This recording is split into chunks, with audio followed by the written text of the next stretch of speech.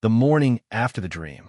Jennifer Blake's alarm buzzed at 6:30 on a gray Tuesday morning in downtown Chicago.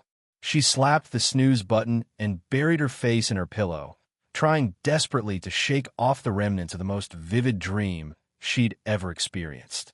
Her heart was still racing, her cheeks flushed with a mixture of embarrassment and something else she didn't want to name. In the dream, she had been standing in her apartment, wearing a flowing white dress that stretched over an obviously pregnant belly. But the shocking part wasn't the pregnancy itself. It was Daniel Reed, her boss of 2 years, kneeling in front of her with his hands gently resting on her stomach.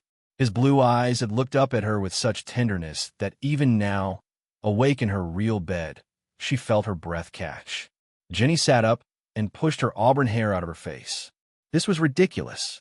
Daniel Reed was her boss, the founder and CEO of Reed Digital Marketing, one of the most respected advertising firms in Chicago. He was brilliant, driven, and admittedly handsome in that classic all-American way with his sandy blonde hair and strong jawline. But he had never, not once in 2 years, given her any indication that he saw her as anything more than a capable employee. She stumbled to her small kitchen and started the coffee maker, trying to focus on her schedule for the day. Client presentation at 9, team meeting at 11, deadline for the Morrison campaign at 3. Normal things. Professional things. Not dreams about being pregnant with your boss's baby. The call that changed everything. By 7:45, Jenny had showered, dressed in her favorite navy blazer and cream blouse, and was halfway through her second cup of coffee. The dream still nagged at her like an itch she couldn't scratch. She needed to talk to someone, to laugh about it, and make it less weird. Rachel Patterson had been her best friend since college. They had been roommates at Northwestern University and had stayed close even after Rachel moved to the suburbs with her husband. If anyone could help Jenny process this bizarre situation, it was Rachel.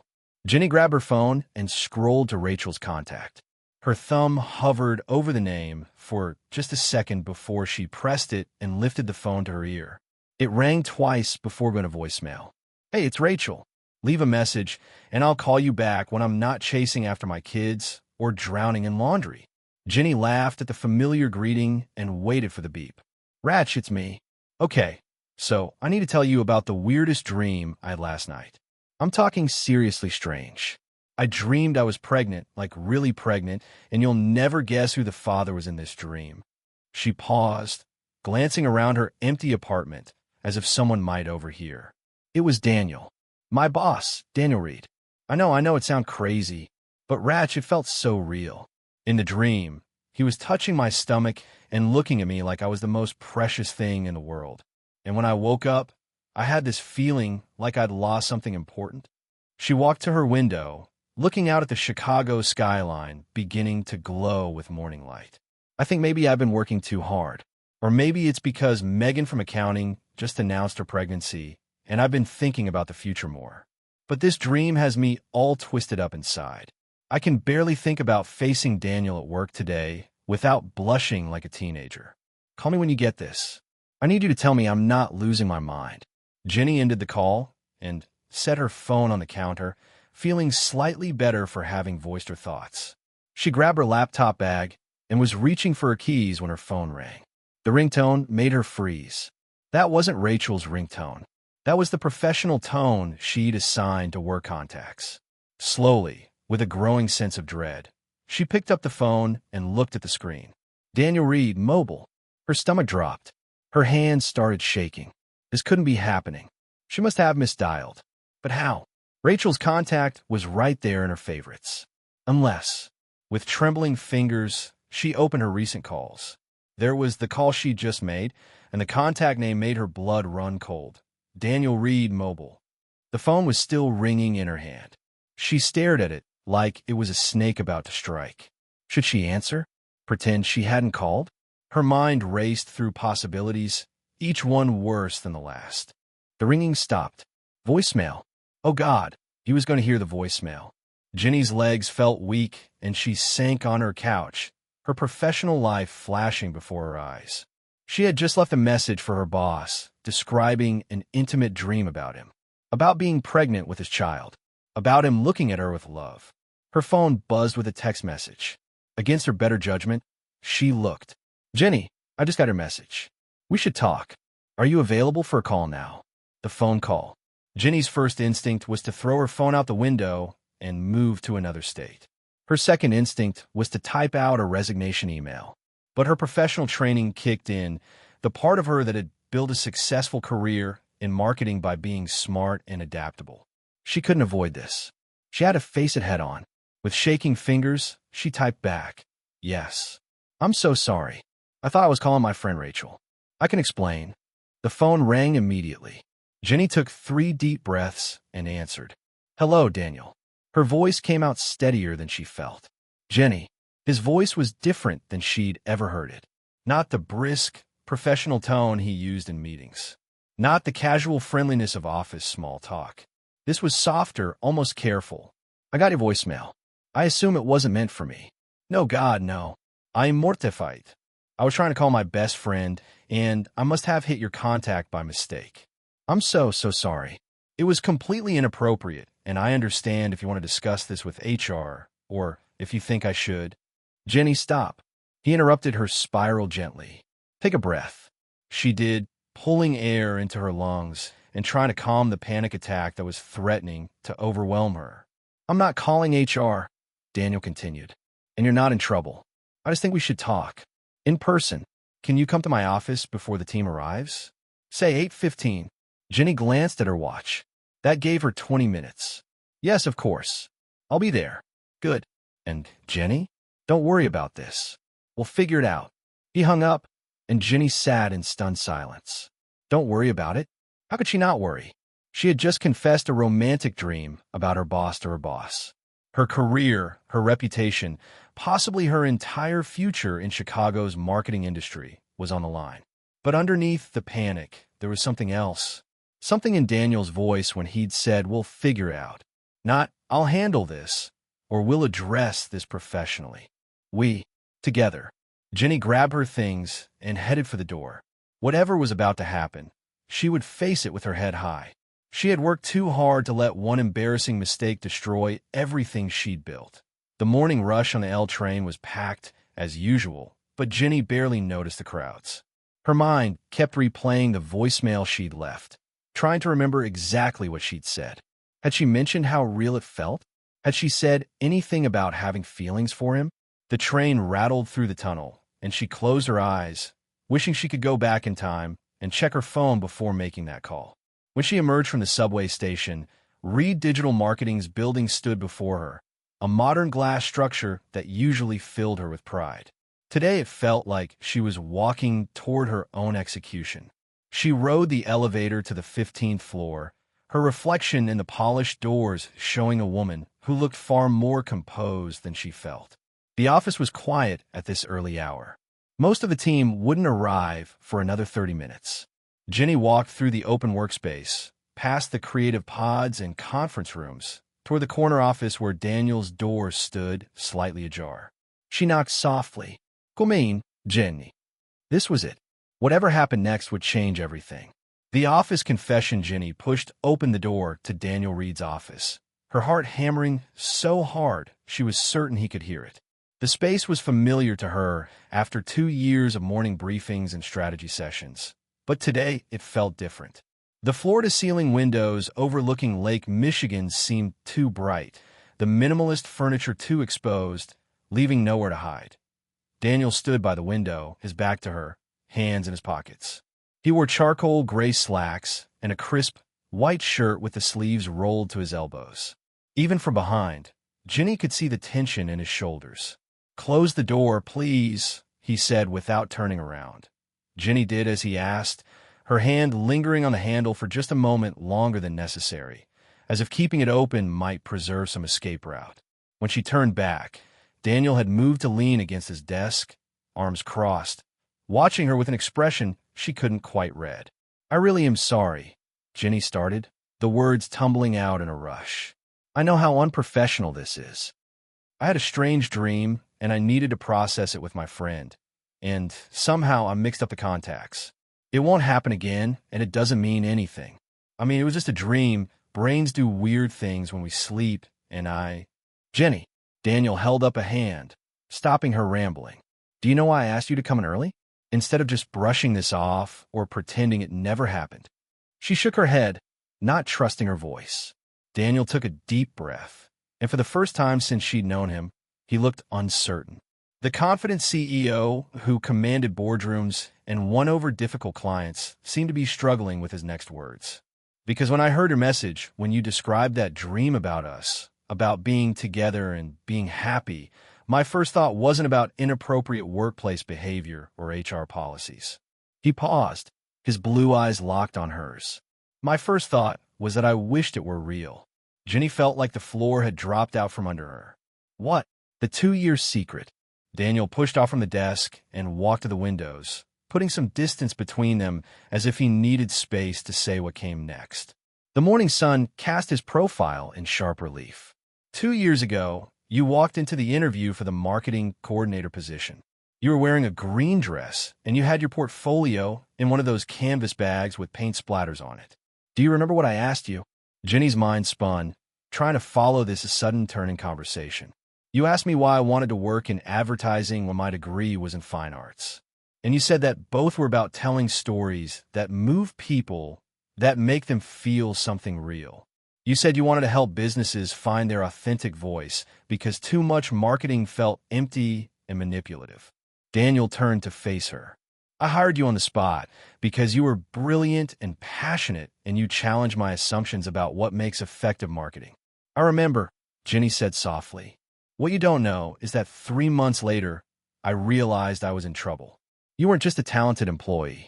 Every morning when you brought your ideas to our briefings, every time you laughed at something during team meetings, every moment you stayed late working on a campaign because you cared about getting it right, I found myself looking for excuses to be around you.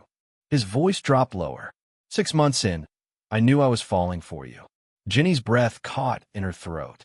Daniel, I had no idea. You weren't supposed to. He moved closer, stopping a few feet away from her. I'm your boss, Jenny. I have power over your career, your salary, your opportunities. The last thing I wanted was for you to feel pressured or uncomfortable. So I kept it strictly professional. I dated other people, trying to convince myself these feelings would fade. They never did. Why are you telling me this now? Jenny's voice came out barely above a whisper. Because you had a dream about us, about a future together, and you described it like it was something you wanted, even if it scared you, even if you called your friend instead of keeping it completely private. Daniel took another step closer. And because I'm tired of pretending I don't feel what I feel. If I made you uncomfortable with this confession, I apologize. You can transfer to another department with no penalty. But I needed you to know that you're not alone in having complicated feelings. The truth comes out. Jenny's mind reeled. 2 years. He'd been hiding his feelings for 2 years while she'd been doing the same thing, convincing herself that her attraction to him was just admiration for a talented leader, that her excitement at seeing him each morning was just enthusiasm for her work. I thought you were interested in Amanda from the Chicago office, she heard herself say, remembering the elegant account director who had visited several times last year. Daniel shook his head. Amanda and I went to dinner twice because she asked, and I thought maybe if I tried with someone else, someone appropriate, I could move on. But all I did during those dinners was wish I was talking to you instead. What about Caroline, the woman you brought to the company holiday party? A friend doing me a favor because I couldn't handle showing up alone and watching you dance with other people. He ran a hand through his hair, a gesture of frustration she'd seen in difficult client meetings, but never directed at something personal. I know this sounds obsessive. I'm not stalking you or anything creepy. I just notice things. The way you take your coffee with oat milk and cinnamon. How you always wear something green on presentation days because you say it's your lucky color. That you listen to jazz when you're doing creative work and classical when you're analyzing data. Jenny felt tears prickling at the corners of her eyes. I noticed things about you too, like how you pace when you're thinking through a problem. How you're left-handed but use your mouse with your right hand. That you only drink herbal tea after 3 in the afternoon because coffee makes you too wired to sleep. So we've been watching each other for 2 years while pretending we weren't.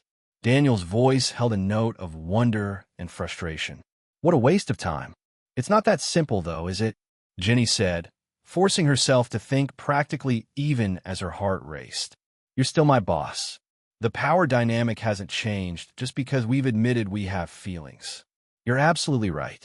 Daniel moved to his desk and pulled out a folder, which is why I've been working on this for the past 3 months. Jenny took the folder he offered and opened it. Inside was a detailed succession plan for Reed Digital Marketing. I don't understand. The plan? I started this company 7 years ago, right out of business school. It's been my whole life. But lately I've been thinking about what comes next, what I really want. Daniel gestured to the documents. That's a plan to promote Troy Hamilton to CEO. He's been my partner from the beginning, and he's more than ready. I would stay on as creative director, a position that doesn't have authority over hiring, firing, or promotions in your department. Jenny's hands trembled as she flipped through the pages. This was serious. Legal documents, transition timelines, board approval processes. When did you start planning this? About 6 months ago, when I realized my feelings for you weren't going away and I had to either do something about them or accept being alone indefinitely. He took the folder from her hands and set it aside, then gently took both her hands in his. I'm not asking you to make any decisions right now. I know this is overwhelming, but I wanted you to know that I've thought about this seriously. If we decide to explore what's between us, I have a plan to remove the ethical complications. Jenny looked down at their joined hands, his larger ones warm and steady around hers. This morning, she'd woken up embarrassed by a dream. Now, she stood in her boss's office learning that he'd been planning to restructure his entire career for the possibility of being with her. Can I ask you something? She said quietly. Anything. That dream I had. It felt so real because some part of me wanted it to be real. Not the pregnancy specifically, but the idea of us together, of you looking at me like I mattered beyond quarterly reports and campaign metrics. She met his eyes. If we do this, if we try, how do we know it's real and not just forbidden fruit? How do we know we won't ruin a good working relationship for something that fizzles out in 3 months? Daniel was quiet for a moment, considering her question seriously. We don't know. That's the risk. But Jenny, I've dated other people these past 2 years. Interesting, accomplished women with no workplace complications. And every single time, I found myself comparing them to you and finding them lacking. Not because they weren't great, but because they weren't you. I've done the same thing, Jenny admitted. My last boyfriend, Michael, broke up with me because he said I was emotionally unavailable. He was right. I was holding back because I kept wondering what it would be like if I were with someone who challenged me intellectually the way you do, who got excited about campaign strategy and understood why I cared so much about the work. So maybe it's not just proximity or forbidden attraction, Daniel said softly. Maybe it's real. The first kiss. Jenny took a shaky breath. Everything in her professional training told her this was risky, potentially career-ending if it went wrong. But her heart, that traitorous organ that had apparently been falling for Daniel Reed for 2 years without her full permission, was screaming at her to take the chance. I need time to think about this, she said. This is huge, and I don't want to make an impulsive decision we'll both regret. Of course. Daniel released her hands, though she could see the disappointment in his eyes. Take all the time you need. Nothing has to change today. Jenny nodded and turned toward the door. Her hand was on the handle when she stopped. 2 years. They'd both spent 2 years dancing around this. How much more time did they need? She turned back around. Daniel was watching her with an expression of such naked hope that it made her chest ache. Actually, she said, walking back toward him, I don't need time. I've been thinking about this for 2 years without realizing it. Every time I put extra effort into my appearance on days I knew we'd have meetings. Every time my pulse jumped when I saw your name on my calendar. Every time I felt a stupid surge of jealousy when other women flirted with you at company events. Jenny, I'm not done. She stopped right in front of him, close enough to see the flecks of gray in his blue eyes. I believe you about the succession plan. I believe you've thought about the ethics. And I believe that what I feel for you is real. So yes, I want to try this. Whatever this is. The smile that broke across Daniel's face was like sunrise, transforming his usually serious expression into something joyful and young. Really, Really? But we do this right. We're careful. We're discreet until the leadership transition is complete, and we don't let it affect our work. Agreed. Daniel reached out and tucked a strand of her auburn hair behind her ear, the gentle touch sending shivers down her spine. Can I kiss you? I've been wanting to for approximately 730 days. Jenny laughed, feeling lighter than she had in years. You counted. Marketing coordinator position posted 2 years ago yesterday. I'm good with numbers. His thumb traced along her jawline. So is that a yes? Instead of answering, Jenny rose on her toes and kissed him first. It was everything her dream had promised and nothing like it at the same time.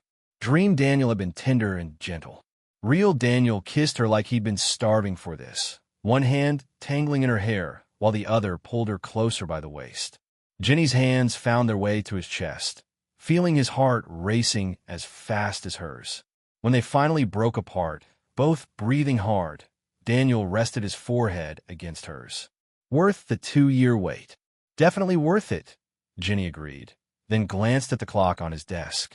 We have 15 minutes before the team starts arriving. Guess we should try to look professional then. But Daniel didn't let go of her, holding her for just a moment longer. Tonight? Dinner? Somewhere far from the office where we can actually talk without worrying about who might see us. I'd like that. Good. Because I have about 2 years' worth of conversations I've been saving up. Jenny laughed and reluctantly stepped out of his embrace. She moved to the mirror near his door, checking her appearance and smoothing her hair. Her reflection looked the same as it had an hour ago, but she felt completely transformed. How do I look? She asked. Can anyone tell I just kissed my boss? You look perfect, Daniel said, coming up behind her. He met her eyes in the mirror. And for the record, I hope soon you'll be kissing your colleague instead of your boss. I'll hold you to that succession plan, Reed. I'm counting on it, Blake. Jenny left his office just as the elevator doors opened and the first employees of the day stepped out. She walked to her desk with her head high and her heart full, already counting down the hours until dinner. For the first time in 2 years, she wasn't pretending, and it felt like freedom. 6 months of secrets. The autumn rain drummed against the windows of Jenny's apartment as she stood in front of her bathroom mirror, staring at the plastic stick in her trembling hands. 2 pink lines. Pregnant. Actually, genuinely, undeniably pregnant. The dream had become reality in the most unexpected way. 6 months had passed since that morning in Daniel's office, and they had been the happiest and most complicated months of Jenny's life. True to his word, Daniel had immediately begun the transition process, working with Troy Hamilton and the board to shift leadership responsibilities. But corporate restructuring took time, and they had agreed to keep their relationship completely private until the official announcement could be made. It had been harder than either of them anticipated. Secret dinners at restaurants in distant neighborhoods, arriving separately to company events, and pretending to be casual colleagues. Stolen kisses in his car after late work sessions, always parking blocks away from the office. Weekend getaways to Michigan where no one from Chicago would recognize them. Long phone calls every night that started as a way to check in and evolved into hours of conversation about everything and nothing. Jenny had fallen deeper in love with Daniel than she'd thought possible. She learned that he sang off-key in the shower, that he was surprisingly good at cooking Italian food because his grandmother had taught him, that he volunteered at a literacy program every Saturday morning.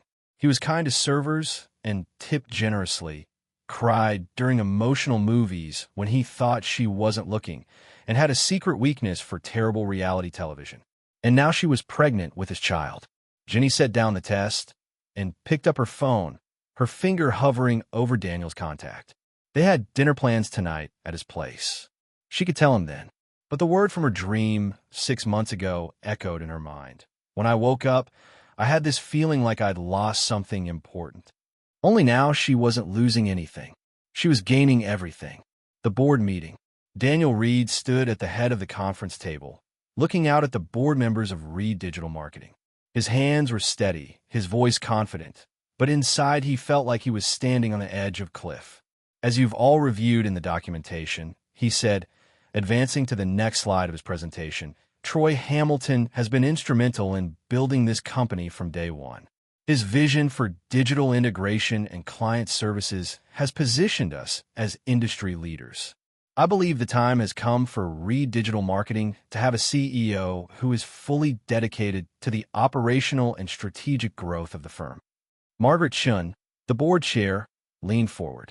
And you're proposing to step down from the CEO role to become creative director. This is quite a significant change, Daniel. Can you help us understand the motivation? This was the moment. Daniel had rehearsed this presentation a dozen times, but now that it was happening, he felt the weight of what he was about to say. For 7 years, I've poured everything into building this company. It's been my identity, my purpose, my life. But recently I've realized that there's more to life than quarterly earnings and client acquisitions. I want the freedom to focus on the creative work that first drew me to this industry. I want to mentor our junior staff without the pressures of executive management. And honestly, I want balance in my personal life that the CEO role doesn't allow. Troy Hamilton, sitting to Daniel's right, spoke up. I want to assure the board that Daniel and I have discussed this transition extensively. We have a comprehensive handover plan that ensures continuity for our clients and stability for our team. This isn't about Daniel abandoning the company. It's about both of us stepping into roles where we can contribute our strengths most effectively. The discussion continued for another hour. Questions about timing, about client reactions, about team morale. Daniel answered each one thoroughly, but his mind kept drifting to Jenny. Tonight, he was going to tell her that the board was voting on the transition. Tomorrow, if they approved it, he could finally stop sneaking around. They could go public with their relationship, face whatever reactions came, and build a real future together. When the board finally called for a vote, Daniel stepped out of the room to give them privacy for their deliberations. He walked to the window overlooking the Chicago River, watching boats navigate the choppy water below.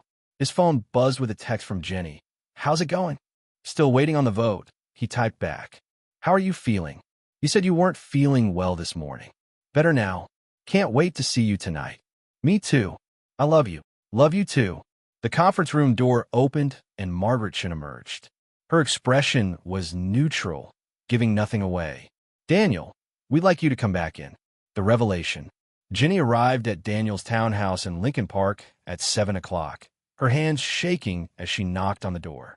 She carried a small gift bag that held 3 pregnancy tests, all positive, wrapped in tissue paper. Inside her purse was a tiny onesie that said Future Creative Director that she'd bought on impulse during her lunch break. Daniel opened the door with a smile that could light up the whole city. Before she could say anything, he pulled her inside and kissed her thoroughly. "It passed," he said when they broke apart. "The board approved everything. The official announcement goes out Monday morning. Troy becomes CEO, I become creative director, and we can finally stop hiding." Jenny felt tears spring to her eyes. "Really? It's over? We can actually be together openly?" "Really?" Daniel cupped her face in his hands, his thumbs brushing away the tears that had started to fall. "No more secret dinners. No more pretending we barely know each other at work. I can hold your hand in public and introduce you as my girlfriend and stop feeling like I'm living 2 separate lives."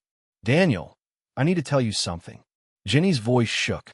His expression shifted to concern. "What's wrong? Is it the restructuring? Are you worried about how the team will react when they find out about us?" "No, it's not that." Jenny took his hand and led him to the couch. She sat down and pulled the gift bag onto her lap.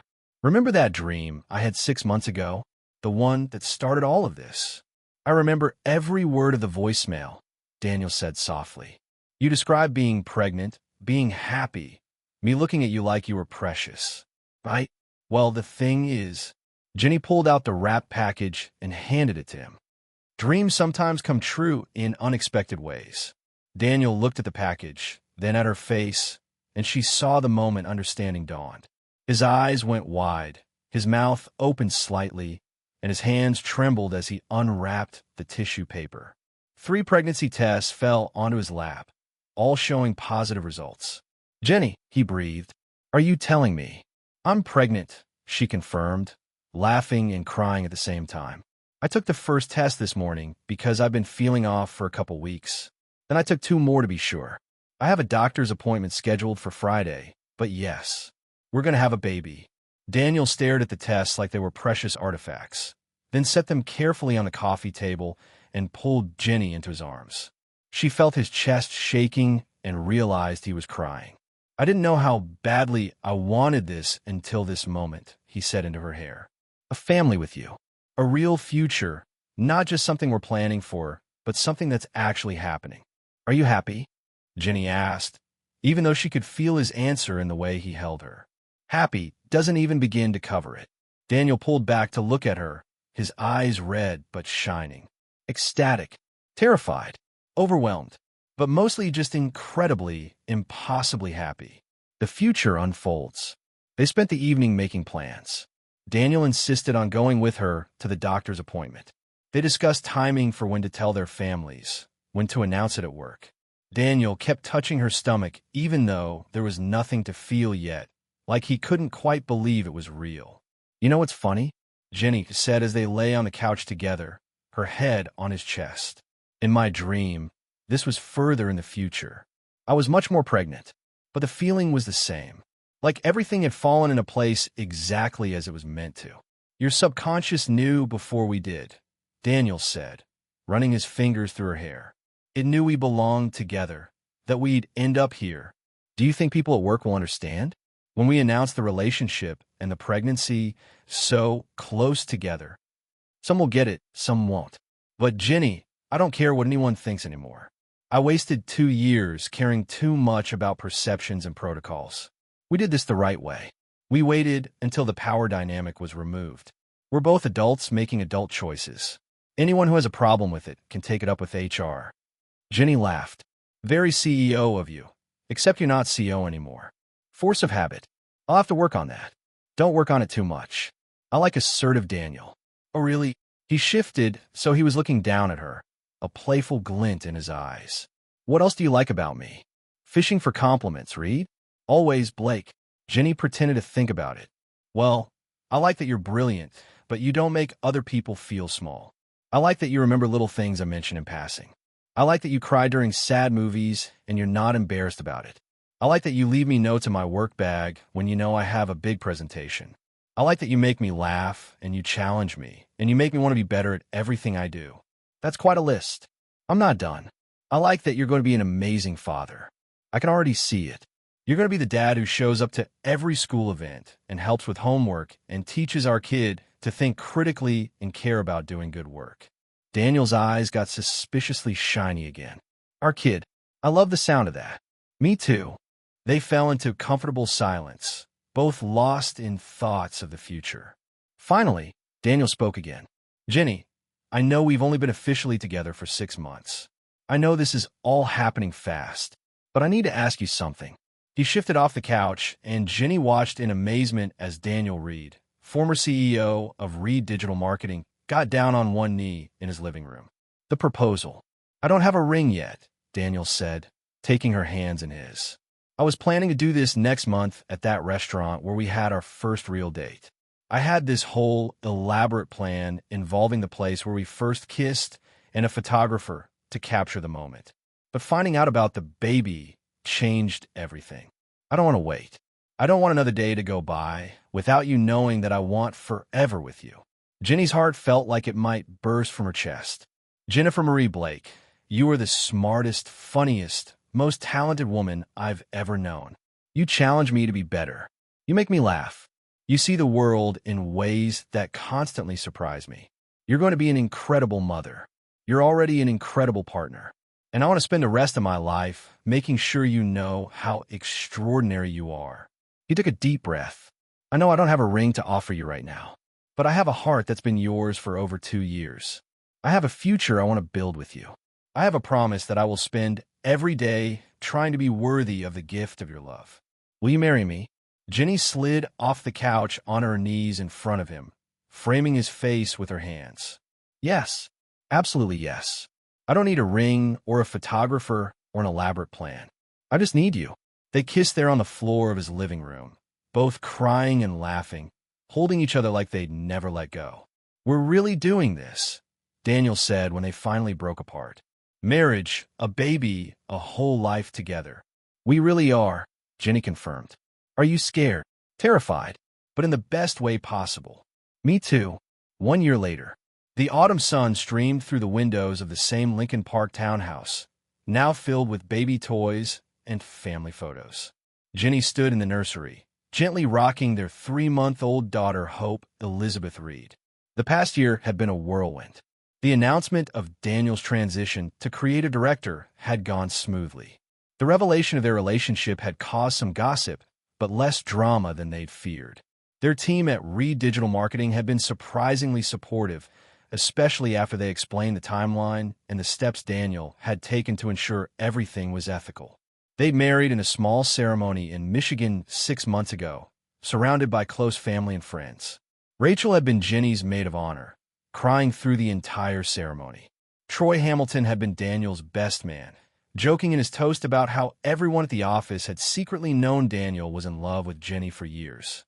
Hope had arrived 3 weeks early, tiny and perfect with Daniel's blue eyes and Jenny's auburn hair. Daniel had cried when the nurse placed her in his arms for the first time, whispering promises about all the things he would teach her and all the ways he would protect her. Now Jenny looked down at her sleeping daughter and marveled at how much life could change in a year. From an embarrassing voicemail to a marriage and a baby. From hiding their feelings to building a family. From a dream that seemed impossible to a reality that exceeded anything she could have imagined. "How my girls?" Daniel appeared in the doorway, still in his work clothes, but with his tie loosened and sleeves rolled up. "We're perfect," Jenny said softly. Hope just fell asleep after her bottle. Daniel came to stand beside her, wrapping an arm around her waist as they both looked down at their daughter. "I was thinking about that dream you had," he said quietly. "The one that started everything. What about it? You said when you woke up, you felt like you'd lost something important. But you hadn't lost anything. You'd seen the future. Our future." Jenny leaned her head against his shoulder. "Best dream I ever had. Best mistake you ever made, calling me instead of Rachel." "It wasn't a mistake," Jenny said, looking up at him. "I think some part of me knew exactly who I was calling. Some part of me was ready to stop pretending and start living."